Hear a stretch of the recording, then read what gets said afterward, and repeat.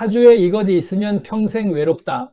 격각살의 무서운 진실과 대박나는 현대적 활용법. 오늘도 여러분의 삶을 한 단계 더 깊이 들여다보고 운명의 흐름을 지혜롭게 헤쳐나갈 수 있는 명리학의 비밀 하나를 준비했습니다. 우리가 흔히 사주를 보거나 한 해의 운세를 점칠 때 여러 가지 살이라는 말을 듣게 됩니다. 그 중에서도 들으면 왠지 마음이 무거워지고 무섭게 느껴지는 이름들이 많은데 오늘 이야기할 주제는 바로 격각살입니다. 한자 그대로 풀이하면 사이가 멀어질 격에 뿔각자를 씁니다. 동물의 뿔이 서로 엇갈려 있는 것처럼 마주 보고 있으면서도 결코 합쳐지지 못하고 부딪히거나 멀어지는 형국을 뜻합니다. 이 격각살이 내 사주에 있거나 혹은 특정한 해의 운에서 들어오게 되면 인간관계가 단절되거나 하던 일이 중도에 꺾이고 고독해진다는 부정적인 해석이 많아서 많은 분들이 지레 겁을 먹곤 합니다. 하지만 명리학의 진정한 가치는 다가올 불행을 두려워하는 데 있는 것이 아니라 그 기운의 본질을 정확히 이해하고 내 삶에 어떻게 이롭게 쓸 것인가를 찾아내는 데 있습니다. 오늘 이 시간을 통해 격각살의 진짜 뜻과 의미, 그리고 사주 속에서 나타나는 특징과 반드시 주의해야 할 점을 알아보고 나아가 현대 사회에서 이 기운을 어떻게 성공의 발판으로 활용할 수 있는지 그 명쾌한 해답을 모두 풀어드리겠습니다. 영상 끝까지 시청하셔서 운명의 주인이 되는 지혜를 얻어가시기 바랍니다. 격각살의 사전적 의미와 원리를 먼저 짚어보겠습니다. 명리학에서 격각살은 지지의 글자들이 서로 어울리지 못하고 한 칸을 건너뛰어 마주하는 관계에서 발생합니다. 쉽게 말해 12지지 순서에서 중간에 한 글자를 곁에 두고 양옆에 위치한 글자들의 조합을 말합니다. 예컨대 자수와 인목의 관계를 보면 중간에 축토라는 글자를 건너뛰고 만나게 됩니다. 인목과 진토의 관계 역시 중간에 묘목을 건너뛰게 되지요. 이렇게 중간에 뼈대를 잃어버린 채 양끝의 뿔처럼 솟아오른 형상을 하고 있어서 서로 어긋나고 조화를 이루지 못한다는 의미를 가집니다. 이것을 계절의 흐름이나 삼합의 원리로 풀어보면 왜 이 살이 작용하는지 더 명확해집니다. 사주에서 삼합은 같은 방향성과 목적을 가진 글자들의 모임입니다. 예를 들어 신자지는 수의 기운을 향해 가고 인호술은 화의 기운을 향해 갑니다. 그런데 격각살의 조합인 자수와 인목을 보면 자수는 신자진이라는 수국의 중심에 있고 인목은 인호술이라는 화국의 출발점입니다. 불과 불은 서로 극과 극의 성질을 지니고 있어서 목적지가 전혀 다릅니다. 이처럼 가고자 하는 방향과 가치관이 완전히 다른 두 글자가 내 사주 안에서 조우하거나 운에서 만나게 되니 마음의 갈등이 생기고 물리적인 거리가 생길 수밖에 없는 것입니다. 그렇다면 이 격각살이 사주에 있을 때 나타나는 구체적인 특징들은 무엇일까요? 가장 대표적인 현상은 공간적 이동과 고독감입니다. 가고자 하는 방향이 다른 글자들이 부딪히다 보니 내가 살던 곳을 떠나 타향이나 해외로 이동하게 되는 일이 잦아집니다. 부모 형제와 한자리에 모여 살기보다는 일찍 고향을 떠나 자수성가해야 하는 환경에 놓이기 쉽습니다. 주변에 사람은 많아도 왠지 모르게 나를 알아주는 사람이 없다는 느낌을 받거나 스스로 마음의 문을 닫고 고립을 자처하는 경향도 나타납니다. 인간관계에서의 어긋남 역시 주요한 특징입니다.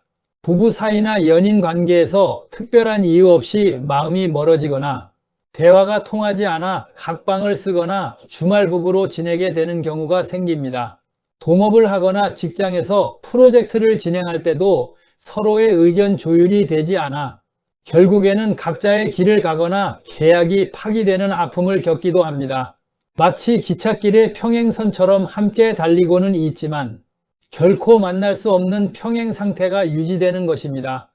일의 진행 과정에서도 중도 하차나 지연 현상이 자주 발생합니다. 열심히 준비해서 시작한 일이 마지막 단계에서 어긋나거나 예상치 못한 변수로 인해 방향을 급격하게 틀어야 하는 상황이 찾아옵니다. 이 때문에 정신적인 스트레스와 방황을 겪기 쉽고 내 노력이 물거품이 된 것 같은 허탈감에 빠지기도 합니다. 하지만 이러한 기운을 다스리기 위해 우리가 반드시 주의해야 할 점들을 숙지한다면 부작용을 최소화할 수 있습니다. 첫 번째로 주의해야 할 점은 감정적인 고립을 경계하는 것입니다. 격각살의 기운이 강해지면 나도 모르게 주변 사람들을 밀어내고 혼자만의 동굴로 들어가려는 심리가 강해집니다. 내 의견만 옳다고 고집하거나 타인의 조언을 배척하다 보면 결국 사면초가에 빠지게 됩니다. 마음이 답답하고 소통이 막힐 때일수록 의도적으로 타인의 맑은 의견을 청취하고 소통하려는 노력이 필요합니다. 두 번째는 무리한 투자나 무리한 관계의 결속을 피해야 합니다. 운에서 격각살이 들어오는 시기에는 문서의 계약이나 동업, 그리고 큰 돈이 움직이는 투자를 잠시 멈추는 것이 좋습니다. 가고자 하는 방향이 다른 기운이 섞여 있기 때문에 겉으로는 좋은 조건처럼 보여도 결국에는 법적인 분쟁이나 금전적 손실로 이어질 확률이 높습니다.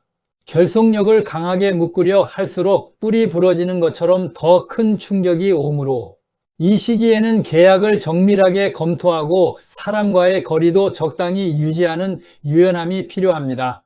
세 번째는 건강관리입니다. 격각이라는 말 속에는 뼈와 관절의 형상이 담겨 있습니다. 따라서 사주에 격각살이 강하게 작용하는 해에는 낙상, 사고나 골절 그리고 관절 계통의 질환을 주의해야 합니다. 육체적인 피로가 쌓이면 정신적인 신경과민으로 이어지기 쉬우므로 평소보다 수면 시간을 늘리고 몸을 무리하게 쓰는 활동은 자제하는 것이 현명합니다. 이제 가장 중요한 이야기인 현대적 활용 방법에 대해 말씀드리겠습니다. 과거 전통사회에서는 한 곳에 정착해서 가족과 이웃이 끈끈하게 살아가는 것을 미덕으로 여겼기 때문에 이동하고 어긋나는 격각살을 아주 흉하게 보았습니다. 하지만 현대 사회는 완전히 다릅니다. 이 격각살의 역동성과 독립성을 잘 활용하면 남들과 차별화된 엄청난 성공의 무기로 바꿀 수 있습니다. 가장 좋은 활용법은 전문성을 극대화하는 것입니다. 격각살은 타인에게 의지하지 않고 홀로 우뚝 서야 하는 기운입니다. 이를 뒤집어 생각하면 누구도 대체할 수 없는 나만의 독보적인 기술이나 전문 지식을 쌓는데 최적화된 기운이라는 뜻입니다. 연구원이나 개발자 혹은 고도의 집중력을 요하는 전문직이나 프리랜서 영역에서 이 기운을 쓰면 놀라운 성과를 발휘합니다. 조직의 시스템에 얽매이지 않고 개인의 역량으로 승부하는 분야에서 격각살은 오히려 강력한 독립심과 추진력으로 작용합니다. 공간의 확장을 통한 활용도 훌륭한 대안입니다. 역마의 기운처럼 움직임이 많은 특성을 살려 해외 영업이나 무역 또는 전국을 무대로 하는 유통업이나 출장이 잦은 직업군을 선택하는 것입니다. 한 곳에 가만히 머물러 있으면 기운이 정체되어 답답함과 갈등이 생기지만 스스로 바쁘게 움직이고 지역을 넘나들며 활동하면 격각살의 부정적인 에너지가 자연스럽게 액땜이 되면서 오히려 재물과 명예를 가져다주는 원동력이 됩니다. 창의적이고 독립적인 예술 활동이나 기획 업무에도 아주 유용합니다. 남들과 똑같은 시선이 아니라 한 발짝 떨어져서 세상을 바라보는 독특한 시야를 선물하기 때문에 대중의 트렌드를 앞서가는 기획력이나 독창적인 예술 작품을 만들어내는 힘이 됩니다. 외로움과 고독을 생산적인 창작의 시간으로 승화시킬 때 대중의 마음을 울리는 최고의 결과물이 탄생하게 되는 법입니다. 결론적으로 격각살은 우리를 괴롭히기 위해 존재하는 저주가 아닙니다. 내 삶의 궤도를 수정하고 스스로 자립할 수 있는 강력한 홀로서기의 에너지를 제공하는 변화의 신호탄입니다. 이 기운이 찾아올 때 억지로 관계를 붙잡으려 애쓰거나 정체된 환경에 안주하려 하면 부딪힘이 커지지만 내 안의 전문성을 키우고 과감하게 활동 반경을 넓히며 독립적인 주체로 우뚝 서려 할 때 격각살은 세상이라는 거친 바다를 항해하는 가장 튼튼한 돛이 되어줄 것입니다. 오늘 준비한 내용이 여러분의 삶을 지혜롭게 경영하는데 작은 나침반이 되었기를 바랍니다.